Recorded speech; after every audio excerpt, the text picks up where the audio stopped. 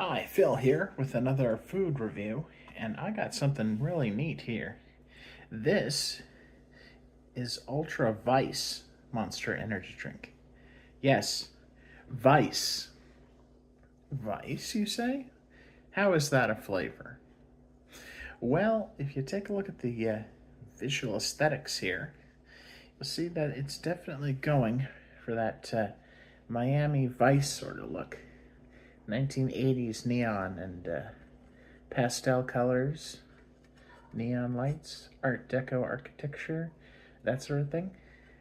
And of course, it's called Vice because, Vice City, Miami Vice, all that cool stuff. Yeah, there's flamingos.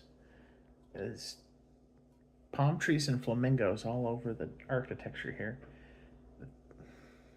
Drawings, I should say. Yeah, it's got the cool cars, it's got the graphics, it's got the sunset, it's got palm trees. Nice. Incidentally, I'd kind of like to hear from the audience here in the comments section. What are your thoughts on the new Vice City game? You know, GTA 6, which is supposedly going to be returning to Vice City. Always was a fan favorite. I remember playing GTA Vice City on the PlayStation 2. Loads of fun. Oh, yeah. Let's see here. I also have, cheeseburgers to have this. So, let's take a look and a sniff of this sort of thing. Usual good aroma. I'm guessing it's like fruit punch. Let's see. Let's see the color of it. Oh, pink. Of course it is. Nice, pink, vibrant colors. Just like GTA Vice City. That was such a good game.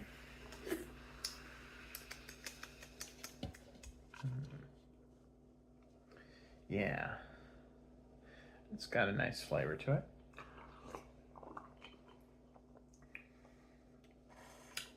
Very cool with ice. Very nice.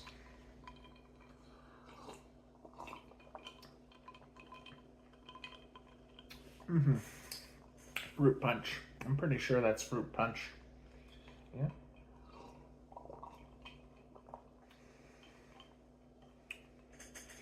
Nice, vibrant colors. Pretty darn cool. I just love that video game, Vice City. It's so cool. The 1980s cassette tapes and fast cars driving around the beach and all that wonderful stuff. I just died in your arms tonight. Must have been something I said. I just died in your arms tonight. All the cool movies that came out in the 1980s. Everyone loves 80s pop culture. It's got computer graphics. It's got grids and such. It's got all these neon colors and everything. There's so many cool movies. The Predator, The Terminator. There's Aliens. All sci-fi stuff. The remake of The Thing, the remake of The Fly, and the remake of The Blob. I love those movies. They're so cool. Very visceral, biological looking sort of monsters to that. That's so cool.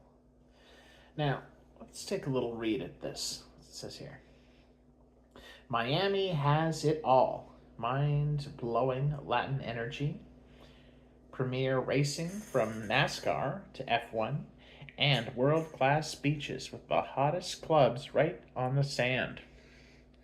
Whether you're an over-the-top partier or an undercover crime fighter in a pastel suit, t-shirt, and loafers, you gotta stay energized.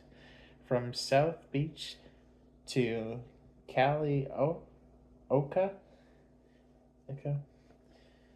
I wasn't very good at geography in spite of my best efforts. Looking good and feeling good is what it's all about. With zero sugar to weigh you down, the fresh taste of perfectly ripened guava, and our world famous Monster Energy blend, Ultra Vice Guava, has you covered. Guava? Ah, I should have read closer. I should have paid attention and read the instructions closer. It's guava, not quite fruit punch. Silly me. I always am a silly boy, aren't I? But that's the fun stuff. Vice City, neon stuff. What do you guys think of that new game that's coming out? The GTA 6 game. It definitely has the modern graphics, inevitable graphical overhaul from the previous games. But what? It's gonna be set in the modern day? Okay. I mean, it's inevitable with these games. Like, I appreciated Vice City because it was like a kind of vicarious time travel, like a simulation of time travel. You look back in the world that was as it was in the 1980s, and that was so cool. Now, of course, GTA 3, the previous game, it was supposedly modern for the time, 2000s, and modern city, New York, all grimy and cold and grungy. Not really the fun sort of stuff you get in Vice City. In San Andreas, I love that too. Of course, everyone does. That's set in the 1990s. Now, of course, there's the spin-off games, Vice City Stories, Liberty City Stories. They kind of edge a bit closer to certain other decades. So, just it's the same decade, but just off by a few years. So you see the earlier side of the 1980s with GTA Vice City Stories, and in Liberty City Stories, it's like the late 90s, so just before the 2000s.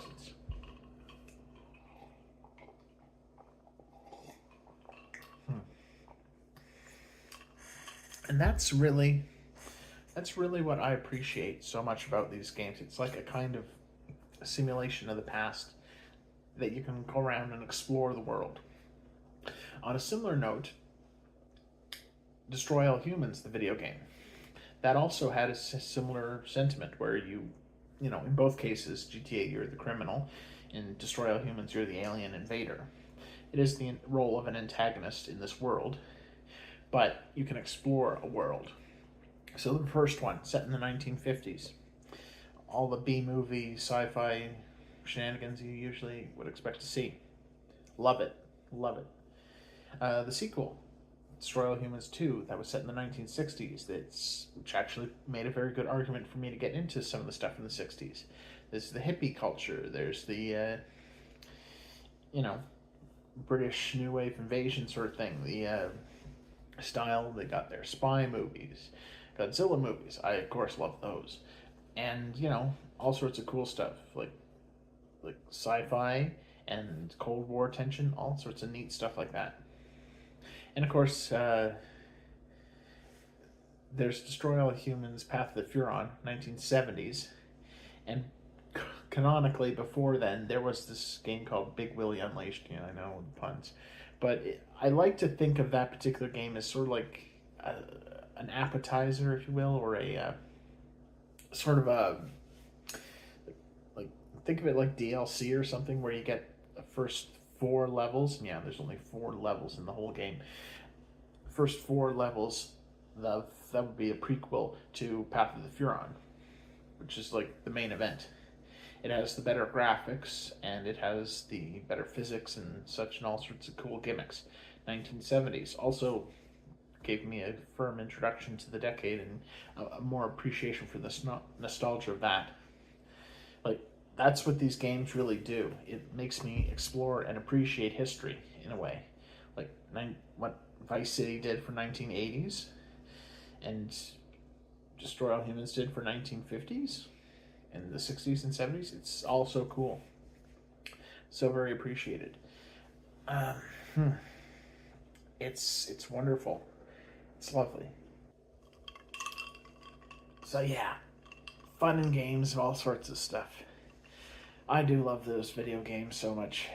It was such a it was part of my childhood growing up. I was loving that nostalgia and stuff, like nostalgia for places I've never actually been. But I just love the style. Mm. Guava. Mm.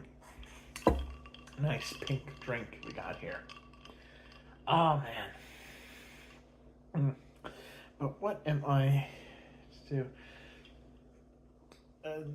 And as much as I did appreciate the games that they just sort of encapsulated a decade per game, things just got kind of well, it's inevitable that they'll have to look at the modern world as something that was contemporary, and time passes on. But GTA 4 was also set in Liberty City and also kind of a post 9/11 sort of scenario. So kind of the atmosphere people were experiencing back then, like the 2000s, late 2000s, early 2000s sort of thing. People were like, you got to close down the bridges because we can't have any risk of terrorism or anything like that. And, and like people a bit distrusting of others. And the guy is like, I'm Russian, not Middle Eastern. Why are you treating me this bad? And like, that's not nice. Xenophobia. That's no good. And talk of immigration. That's a hot political issue. I'm not getting into any of this here because I'm just talking about the video games. GTA 5, which is sort of like the 2010s, just somehow that all got encapsulated, even though it was produced, as I recall, within the same decade that it was trying to parody. So that's cutting it real close, in my opinion. Like, do you suppose that GTA 6 is going to be all sort of satire and parody of the 2000s? Well, I suppose it is 2025, the current year, so we're like halfway through the decade, so I suppose you could make a good summary of the past few years, but oh my, it feels like you're cutting it close. Time is such a funny thing, how it all just passes by,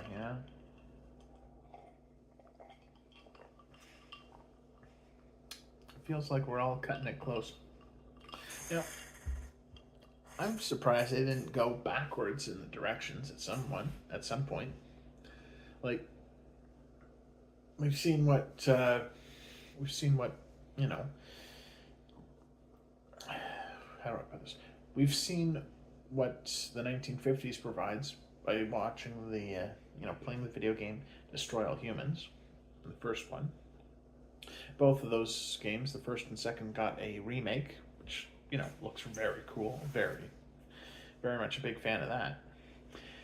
Also a big fan of that, big part of my childhood and such. But nothing to touch the 1930s or 1940s. Well, I'm sure 1940s has an absolute, vast plethora of games based on World War II, so that's a no-brainer. Another gangster video game set in the 1930s was the Mafia series. First one, Mafia City of Heaven or Lost Heaven or something. It was from a different studio, not really from, Rockstar, the producers of GTA. But, okay, nice to see another take on it. I do appreciate all this, history, sort of looking back at things. It's nice, it's fun. I was about to try a cheeseburger. Not bad. Nice. So many cool things. And of course, there's some other drinks I should be trying out. You can look forward to other food reviews coming up. I'm going to edit this video a little bit, But it is fun stuff. I gotta tell you.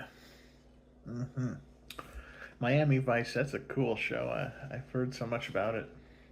Definitely the inspiration. And of course, the movie Scarface. It was just such a cool video game when it came out. It was, oh man, it was wonderful. Well, looking forward to it. Let's all have some fun. Watching, and we'll see you in the morning.